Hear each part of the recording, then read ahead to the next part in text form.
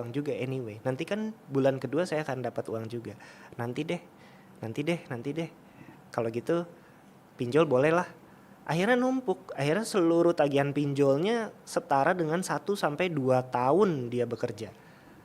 Dia nggak sadar di situ. Jadi ada ungkapan kan kayak gini ya. Kalau kita utang itu kita mengambil hak kita dari masa depan. Tapi kalau kita investasi, kita mengirim uang kita saat ini ke masa depan. Tapi dengan jumlah yang